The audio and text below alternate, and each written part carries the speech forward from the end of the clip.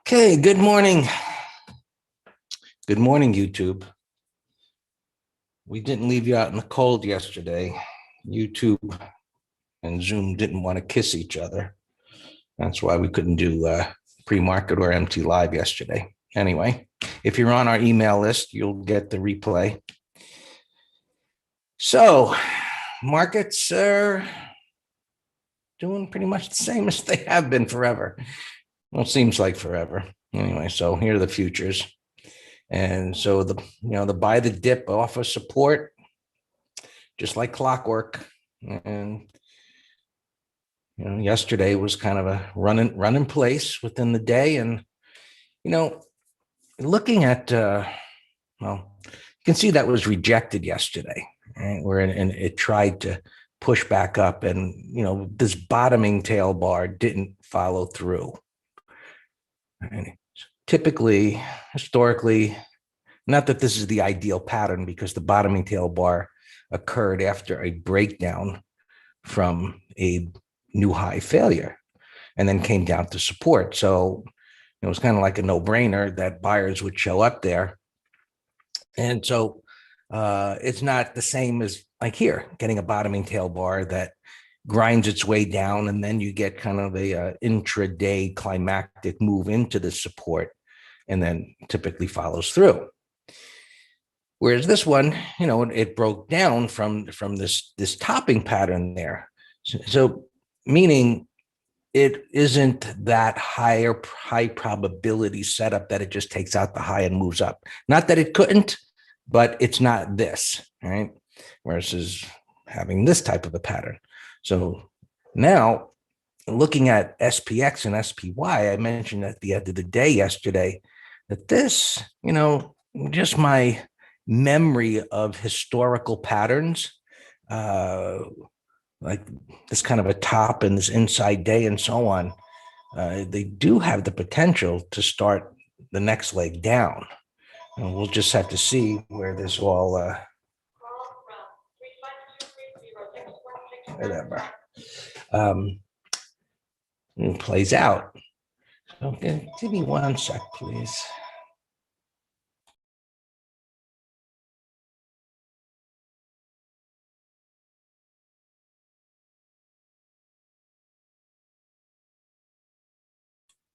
Okay.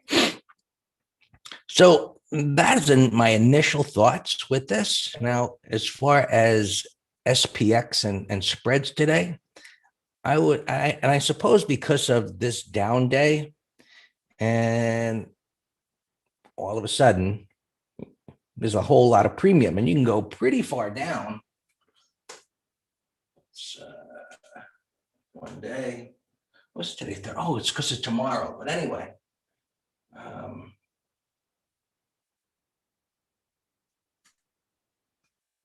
mean, there was premium to consider going all the way down to 40.35, which, we'll see where today is going. But to me, that sounds like a no-brainer.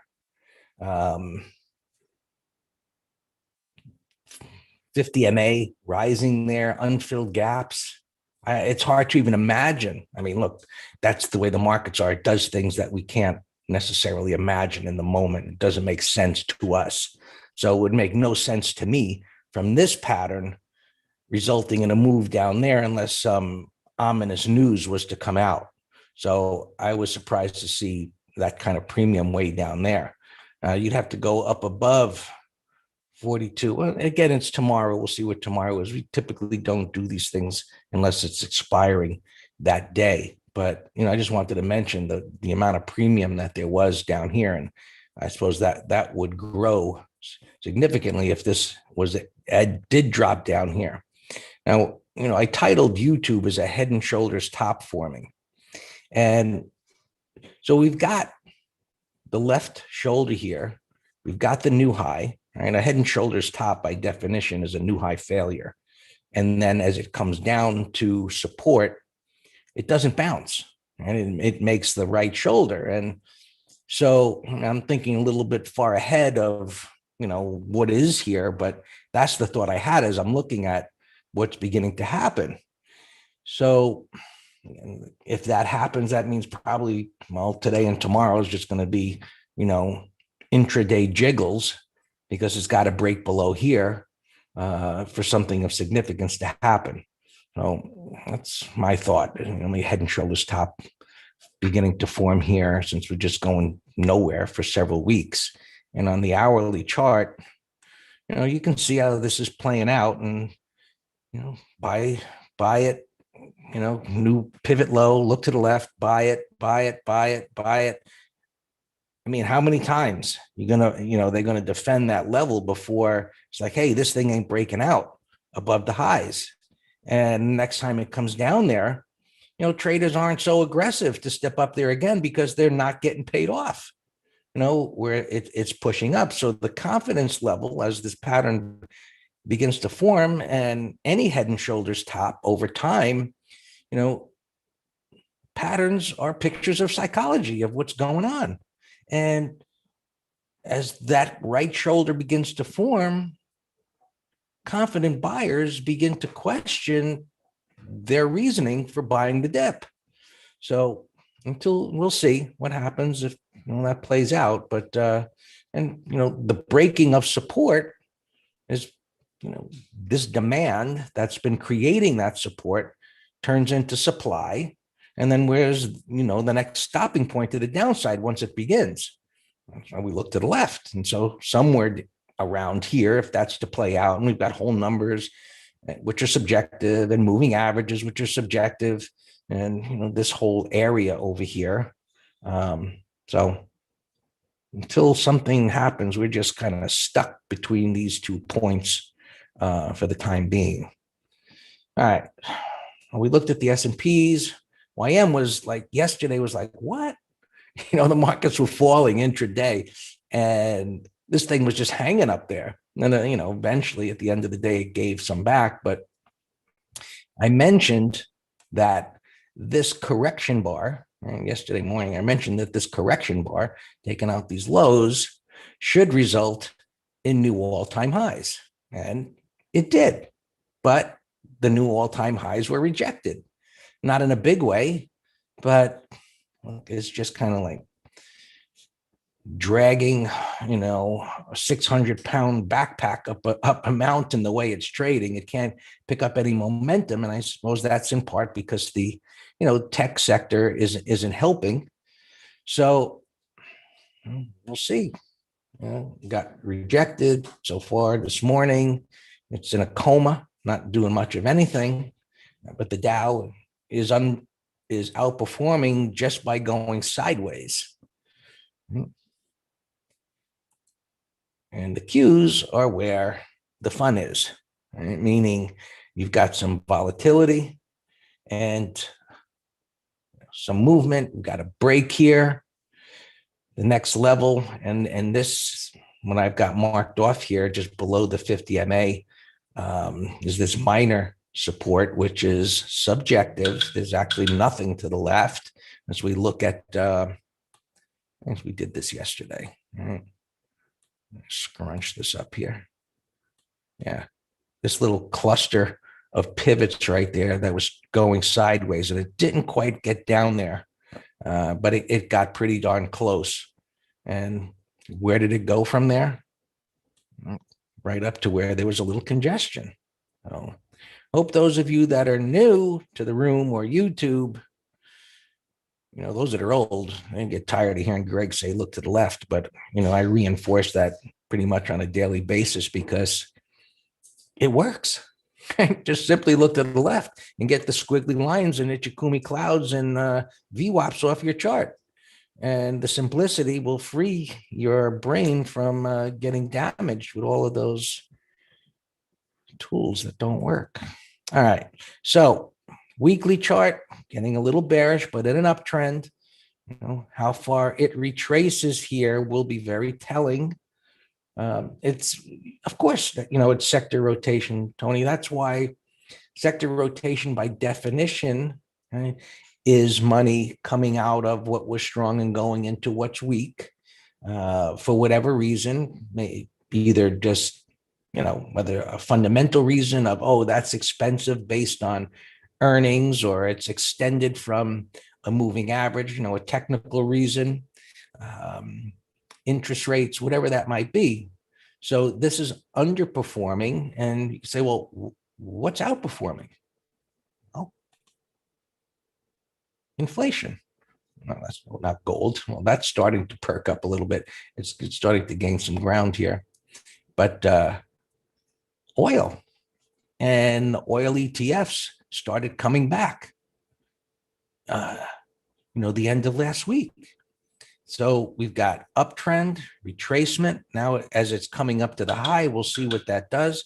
68, you might remember several weeks ago, I pointed out that level. I said, be careful in the ETFs. And they had, relatively large corrections, some more than others.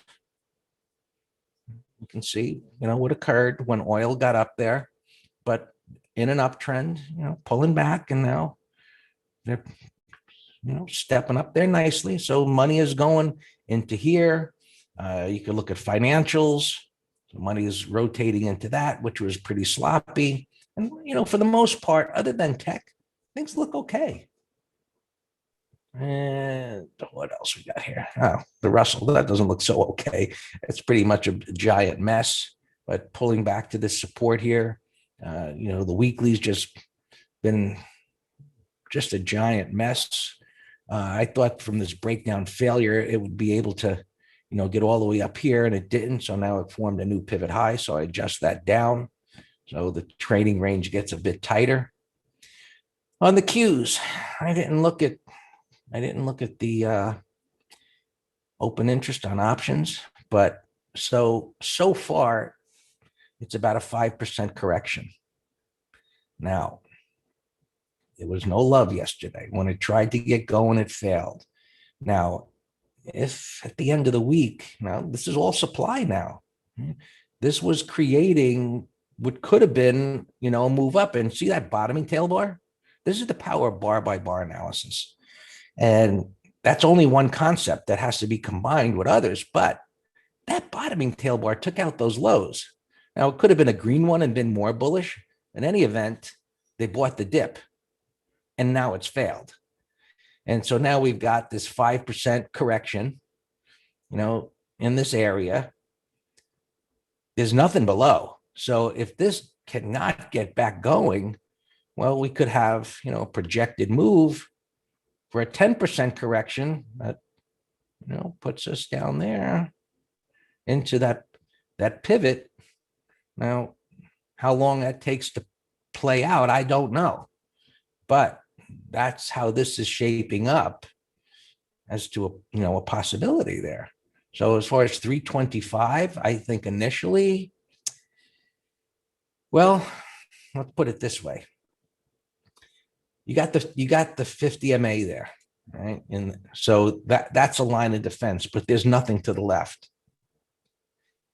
If this, and you might be looking at, I don't know if you're looking at a put spread or something, or just selling a naked put at that level.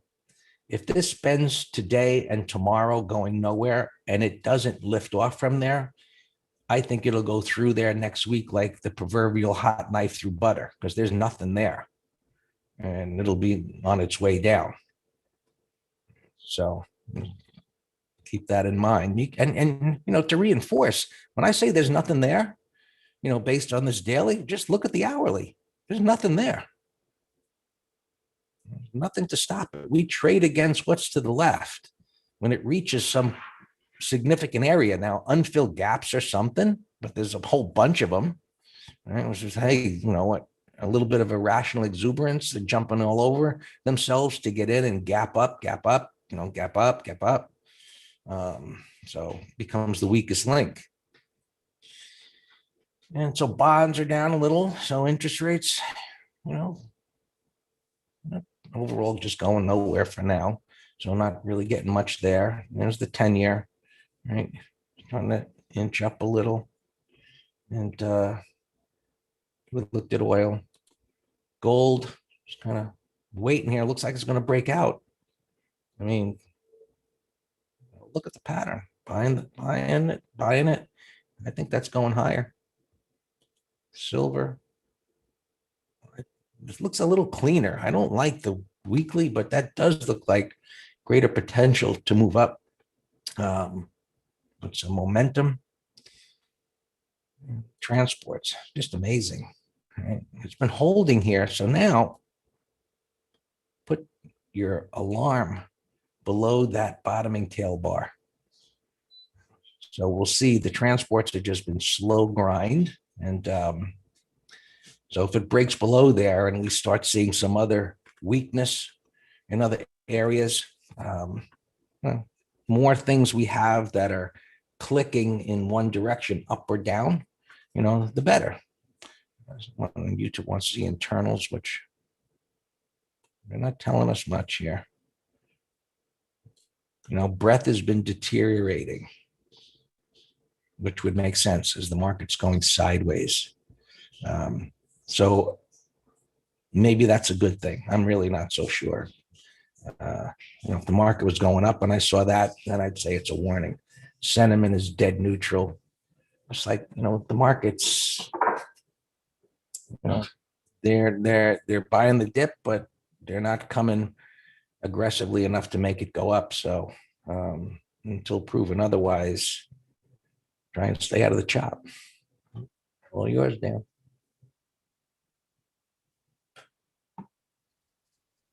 Stay out of the chop. I think yesterday, last 2 days we were, well, on the fall we did some nice shorts. I lost my chat. All right, so our opens are fine. We still have a couple shorts open. TDoc in trail mode, XLK, and Adobe. We still have some partial short lots in those, and they look good. The only problem, that's what I'm doing right now. The only problem child here is fast. And I immediately looked at earnings to say, did we miss earnings? Because some of the, I post the earnings and I knew some of them were this week, but we've been getting out of them before. So I have no idea what's going on here.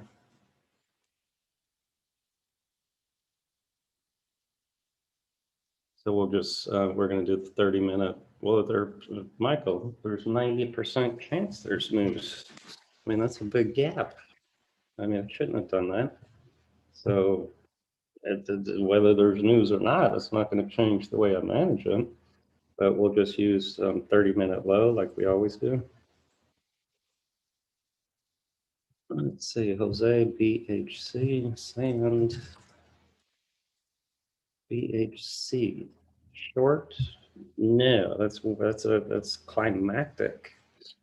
We would never short anything like this unless it bounced and we got a sell set up, or some type of bearish correction pattern.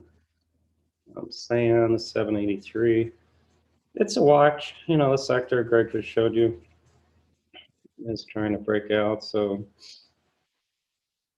that's a mess. Now look at this Hexa, this marijuana stock we've been watching for a while. It was showing relative strength yesterday, and look at it gapping up here. Target, I think easily $8, maybe 8.25. So that's still on my list.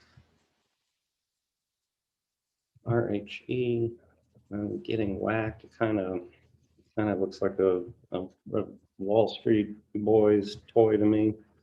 Could be a day trade short, maybe 30-minute low.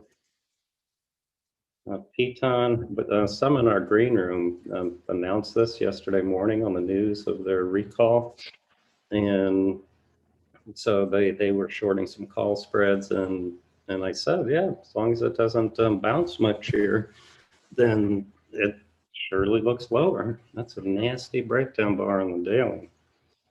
But I think it has earnings after the bell.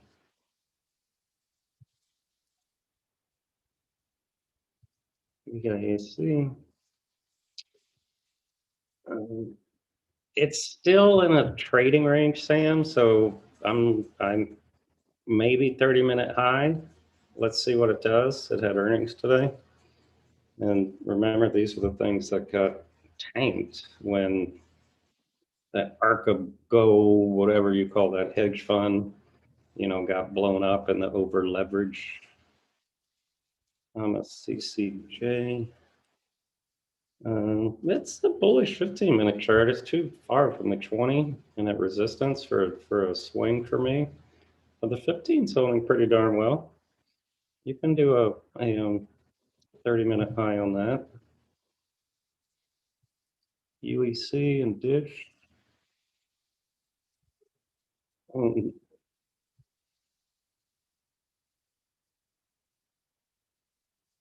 Um, Day trade, same. You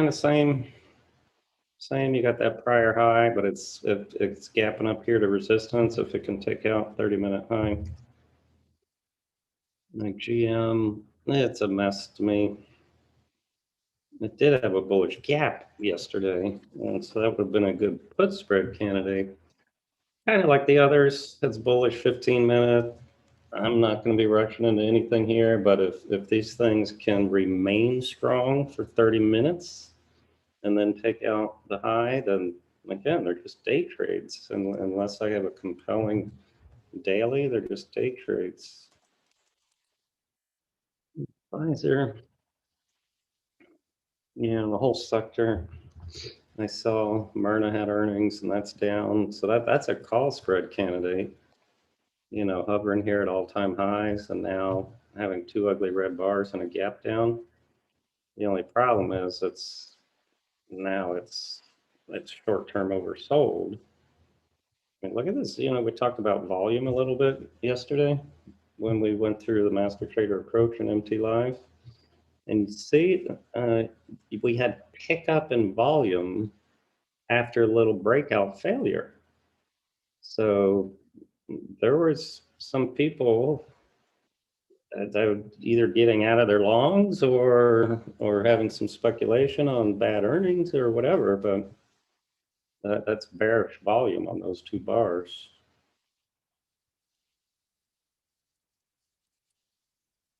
Tesla, again, there's no pattern here. I challenge everybody to find me a good pattern. Here, I got a few here that I like better. W Whiskey, that's gapping over yesterday's high. It's a beautiful pre-market, so I like that one. 30-minute high to sell a put spread. Hexo I mentioned. PayPal, another bullish gap over yesterday's high. If that can hold right here at yesterday's high and not go too much lower into the gap, like, I'd say 254, I'd like it to stay above, then this is a put spread candidate for tomorrow.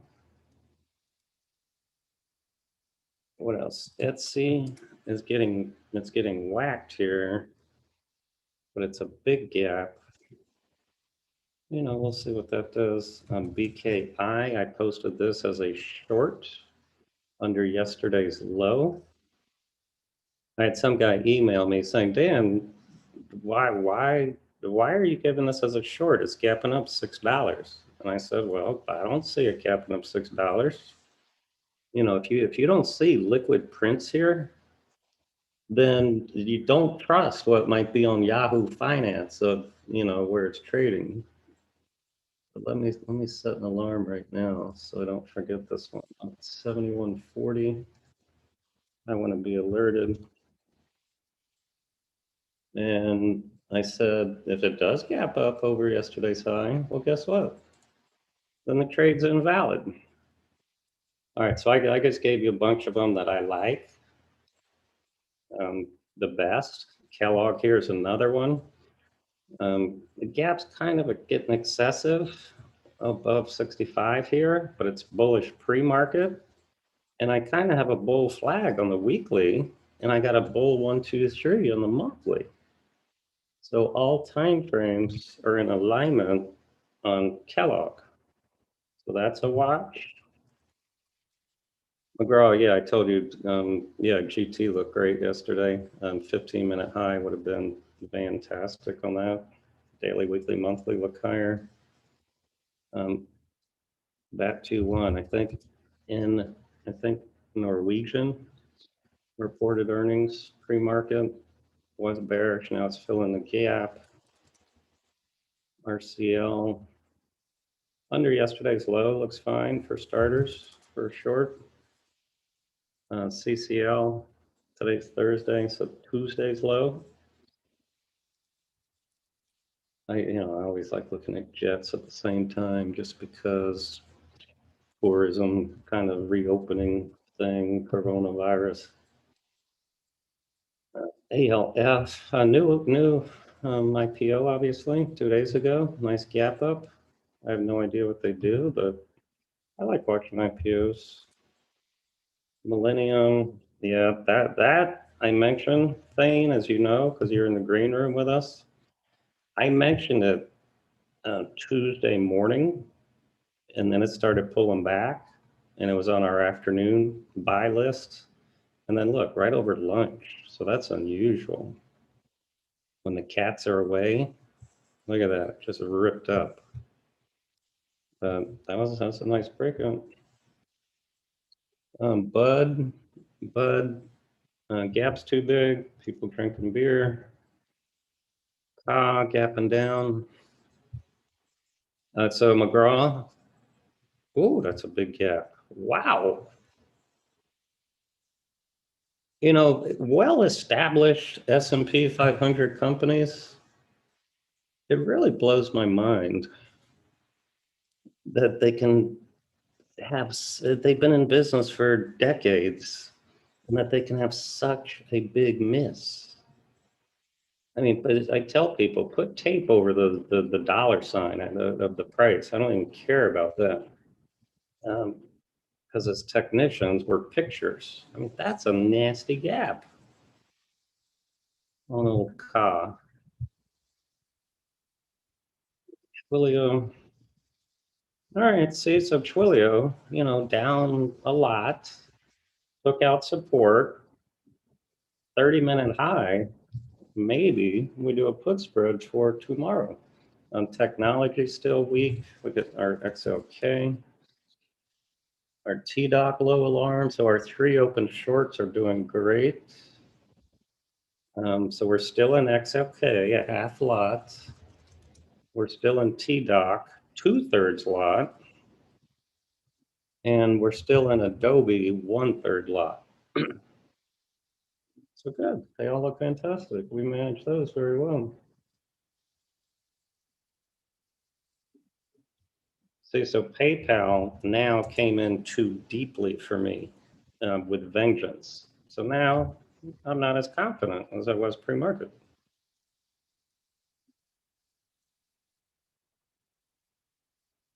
All right, I'll tighten the stops on these shorts in a little bit. The CQs here. Remember we talked about our market bias into the close yesterday, and I think I would say the majority of us were all bearish, and at least as of now, that's playing out. Spider, we have a call spread on. Chewy was on our list yesterday. See, I posted that yesterday afternoon. It's because I missed it. Chewy Walker gave this to me, but it was way down here. And I said, yeah, I wish I saw it earlier.